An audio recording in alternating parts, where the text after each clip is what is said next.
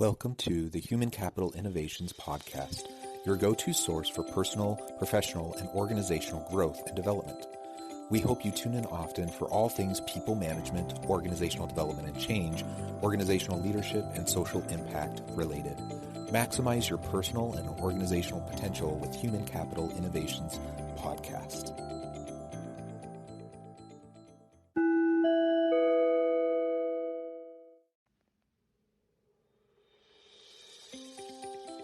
Welcome to the Human Capital Innovations Podcast.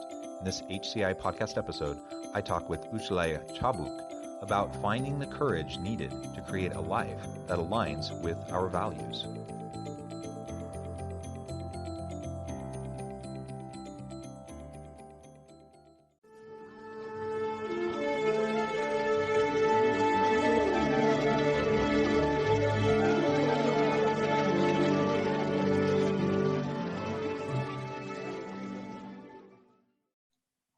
Işılay Çabuk, welcome to the Human Capital Innovations Podcast.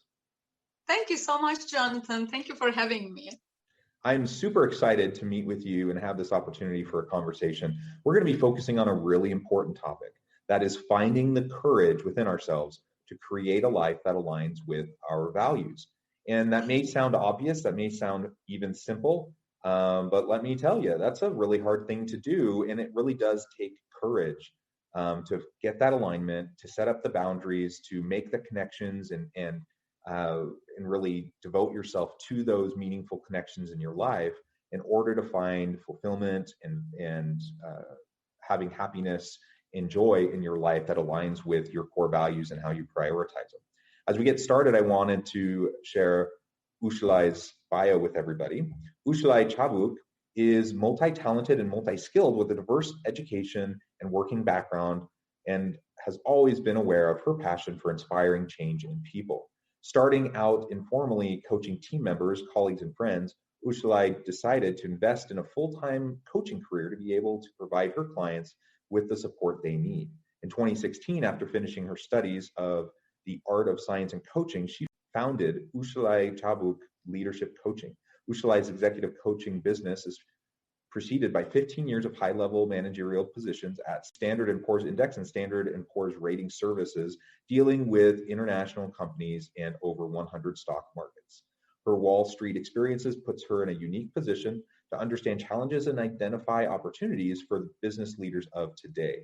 Prior to her finance career, Işılay worked as a registered nurse in the intensive coronary unit in the American Hospital in Istanbul, Turkey, where her quick response and critical thinking skills were invaluable. In her free time, she volunteers for art projects, children and education causes, travels, reads, bikes, and loves creating art in her pottery studio.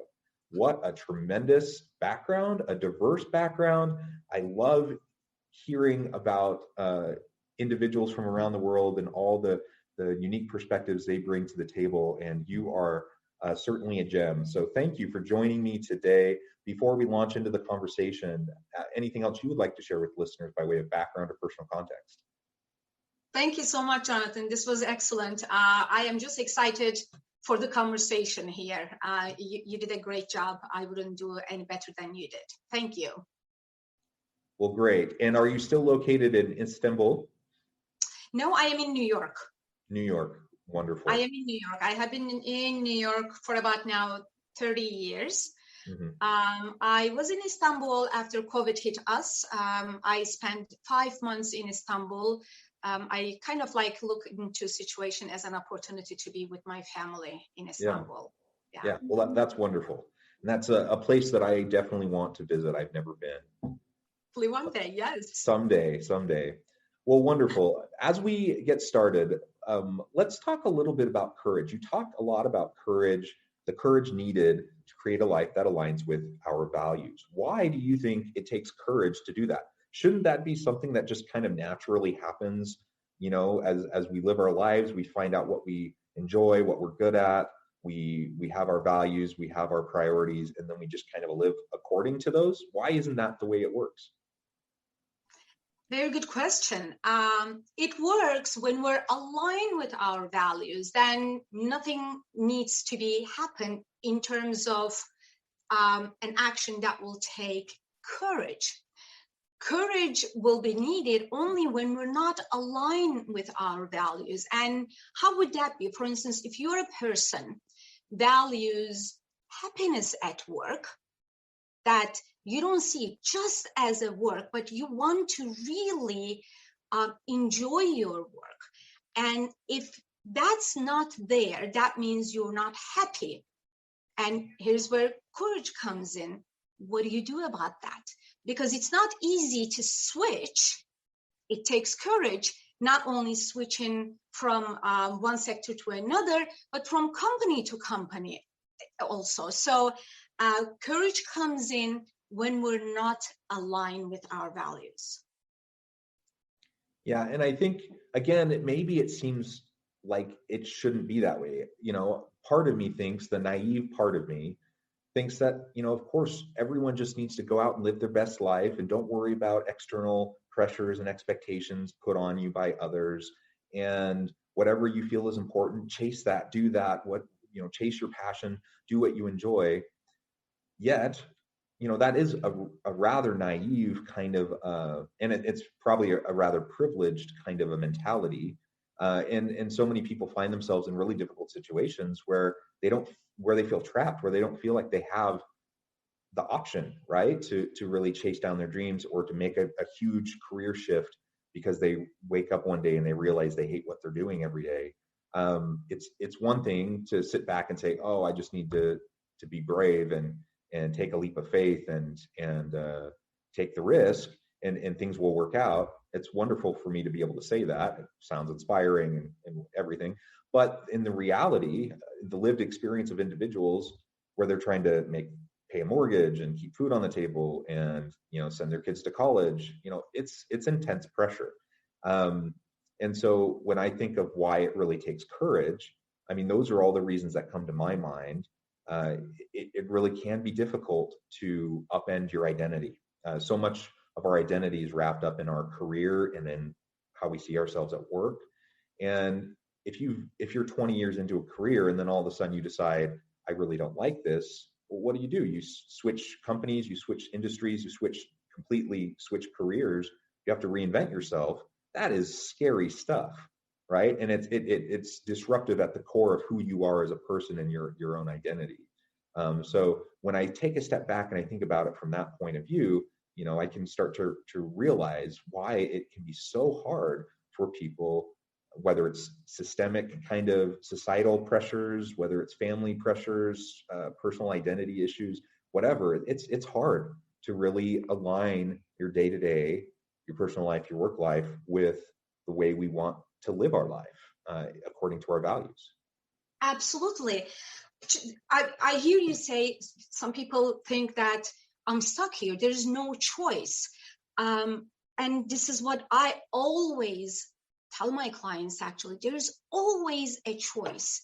Even not doing anything is a choice, right? So if we're not happy, and you're talking about the pressures from society, identity, another question is, who are we if we take out all the titles listed next to our names? Who are we really? Is it those, I have ACC, the nursing, the finance, you have PhD. Who are we if we take those away? So those are core ourselves, basically, and honoring that, really honoring that. Now, when I, for instance, left nursing, you can imagine so many people, actually no one agreed with me. And they said, wow, what a mistake. 10 years, I invested 10 years in nursing. Leaving that and going into something totally different, it's a waste. I never looked at it as a waste. And knowledge cannot be a waste. That knowledge I gained there is now helping me to be a better coach, literally. So I totally hear what you're saying, and many people think that way, that this is what I've done. This is what I've invested in. This is who I am right now. And if I leave these, then what happens to me? And that's where courage is needed, because also the unknown, right? What happens when I leave this? Unknown is a scary thing, but really, what are we so sure of anything anyway, unless we try it? Yeah, it really is. Certainty is a facade. We as human beings, we like certainty. We try to pretend like we live in a predictable life, and we don't like change. We don't like to disrupt our comfort level, but it's a facade because the world is constantly changing around us, and sometimes we can maintain the status quo in our personal lives or in our work lives, but most of the time things continually shift around us, and we either can lean into the change and embrace it and continue to learn and develop, or we can be resistant, stuck in our old ways, and failing to continue to learn and grow, and that only hurts us. So again, this idea of certainty and seeking out certainty, I understand the human need for it. I understand the psychology behind it, but once we can start to set that aside a little bit, it makes the quote unquote risk of making changes that can better align our life, our choices, our careers with our personal values and priorities. It makes that risk much diminished, right? Because now we realize, we're not happy, we're not finding fulfillment and joy, we're not connecting to our passions. We're just kind of sleepwalking through life. Is there a risk if we make a change and it doesn't quite work out? Yeah, but there's also a risk that we will become obsolete in our current job because we're not continually learning and progressing, and we're kind of fooling ourselves if we try to pretend like that risk doesn't exist. Totally. Now, realizing that you mentioned, for instance, change is constantly happening, and in organizations, constant change happening, and when people resist to it, they are being sidelined. They're not growing anymore, and it's always to think, what am I missing because I am afraid of the uncertainty, right? And just being in that situation that is not fulfilling, how kind we are to ourselves. And only way we can be kind to others. Now we're talking about human to human. We're talking about leaders leading people, or leaders everywhere, because everyone is a leader. You could be a leader at a Fortune 500 company. You could be a leader at your small community, or leader to your family. And when you're not kind to yourself, how can you be kind to the others around you? Because you're miserable when you're not kind to yourself.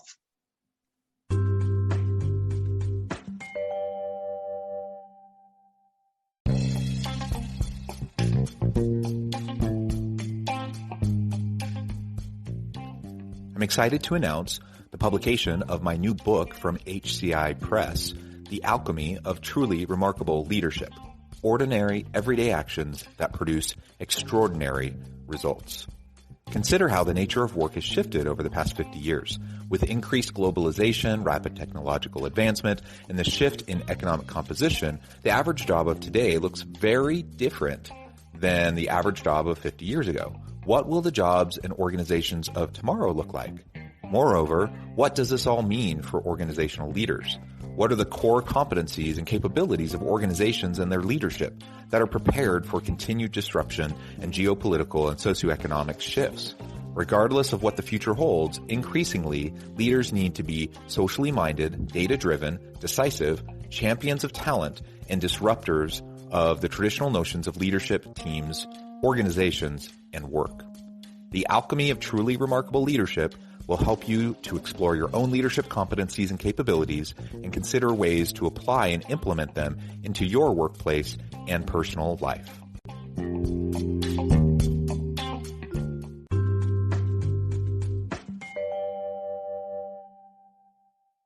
Yeah, I think that's absolutely right. So courage is needed. Another way that I think courage is needed, not just in terms of alignment with our values, but courage to seek out meaningful connections and relationships with others around us, personally, within our professional life. I don't think many people are purely introverted, purely extroverted. It's a continuum, and we tend to fall somewhere on the continuum in different aspects of our lives. So generally speaking, if I had to choose one or the other, I would say I'm more of an introvert, but I certainly can act more extroverted, and it depends on the context, right? It depends on who I'm around and with. But again, generally speaking, I would say I'm an introvert. And so making new connections isn't something that just comes naturally to me. I don't walk into a room and then walk out with 10 friends who I feel like I've been lifelong buddies with, for decades. I have to be more intentional about it. I have to put a lot of energy behind it. And it is depleting to me, to put that energy behind it. Whereas some people, they're energized by that. And so I think about the courage needed to get out of your comfort zone to make and sustain those meaningful connections. Because certainly, if left to my own devices and just wanting to stick to my comfort zone, I'm not going to get out there and try to connect. I'm not going to network with people professionally. I'm not going to try to expand my friend group personally. And what kind of an impact does that have on us when we don't have those types of meaningful connections? I love that question. I speak about how to create meaningful connections, and you're absolutely right. We're never one in introvert or extrovert, and it takes a lot of energy when we go into a room to meet with people. Creating meaningful connections, I think, first of all, I like to connect with you only if I am genuinely interested in you. Only then it will feel comfortable. I'm not saying it will not feel uncomfortable at the beginning, because I am the same. It just feels uncomfortable at the beginning to meet with someone that you don't know. But if you're interested in the person and you don't know before you meet the person, so that first step is, of course, really important. That takes courage. And then continuing the conversation, being interested in the person, because when we're interested in the person, then we're taking away the attention from us that makes us like all nervous and shy. But if we're putting our attention to the other person, then, people love talking about themselves, and we're asking questions, hearing what the person is interested in, hearing what are the challenges this person is having, hearing what fun this person has, and then continuing the conversation. And it's never one time, right? We can meet one time, and that means absolutely nothing. It doesn't matter how inspiring that conversation, how fun that conversation was. It just doesn't matter. We had one conversation and it's over. The courage comes in when we need to continue that. We might ask for another connection and they might never come back to us. So we're putting ourselves into a vulnerable situation. But if we don't do that, if we don't feel the courage, go for it, knowing that they may not accept it, that's the key here. That's where the courage comes in and helps us to create meaningful connections, because someone will say yes to us, and that someone will be a really, really meaningful connection, to us.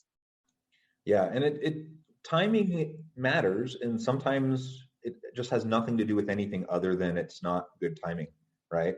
So it's something I have to remind myself of often if I'm making myself vulnerable, if I'm putting myself out there, trying to reach out to somebody, trying to make a connection, trying to establish or maintain a relationship, that if they aren't interested, or they kind of reject my my offering, so to speak, it doesn't necessarily mean anything about me, right? It doesn't mean they don't like me even. It may be nothing more than they're feeling overwhelmed. They don't have the bandwidth for another person.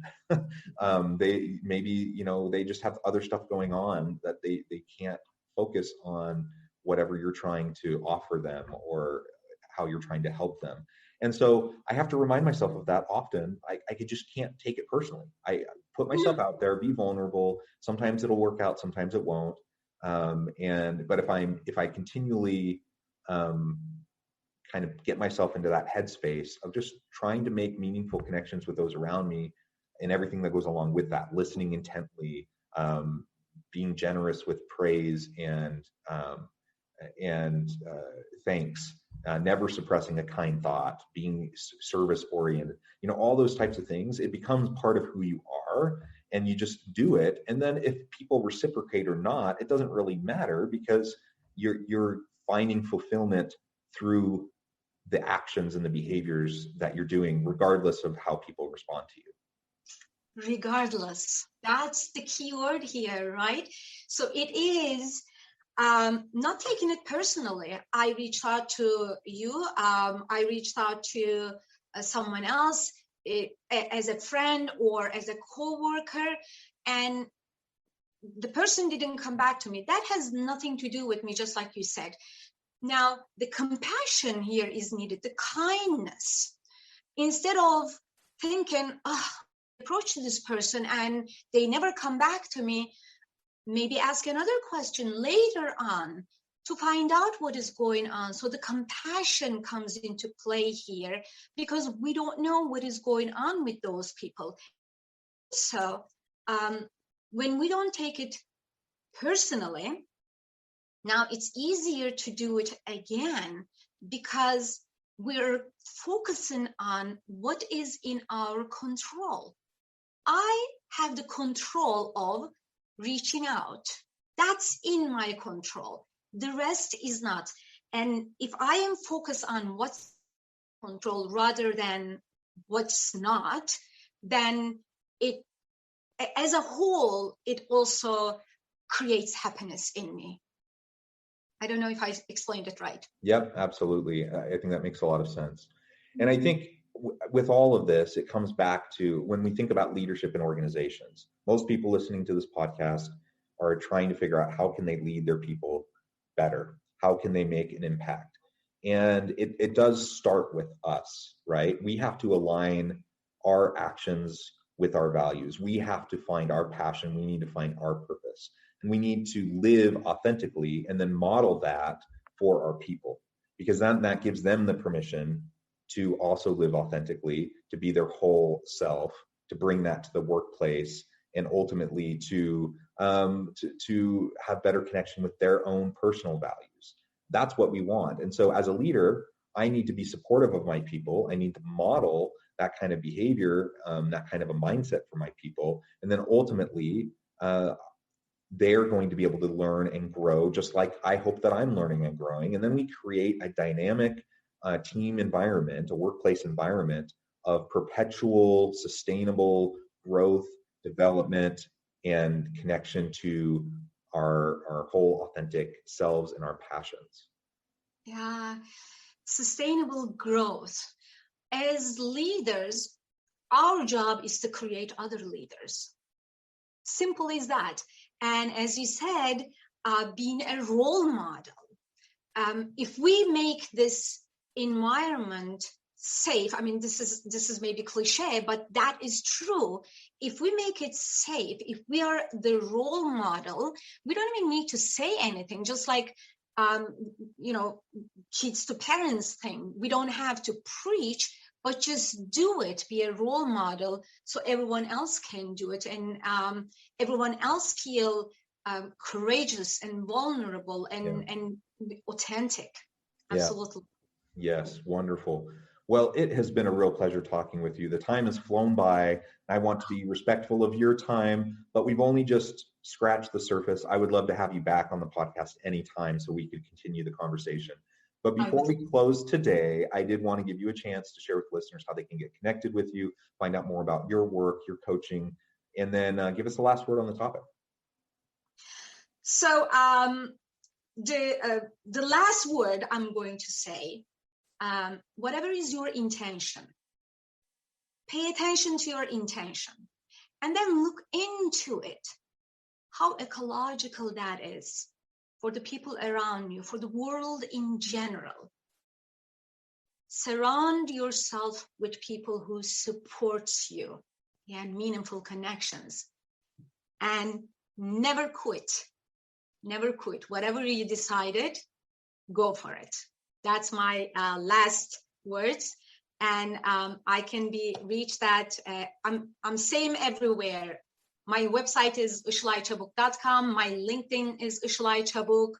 Instagram is Işılay Çabuk. I'm really easy to be found on social media. Thank you so much, Jonathan. Wonderful. Thank you so much. It has been a real pleasure. Again, you're welcome back anytime. I encourage listeners to reach out, to get connected, to find out more about what Işılay can do for you and help you in your organization. And as always, I hope everyone can stay healthy and safe, that you can find meaning and purpose at work each and every day. And I hope you have a great week.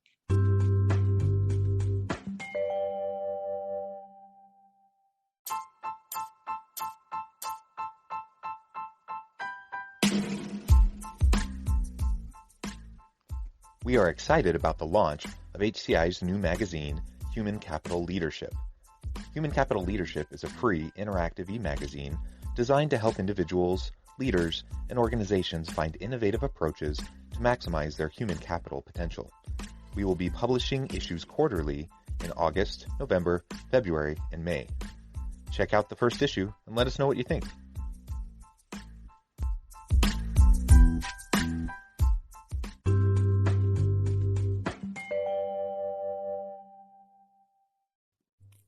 Thanks again for joining us for this episode of the Human Capital Innovations Podcast. I hope you stay healthy and safe and that you have a great week.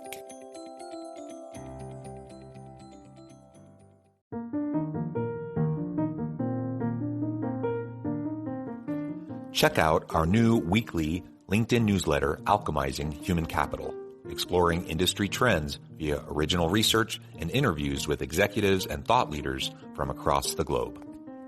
We look forward to having you join us.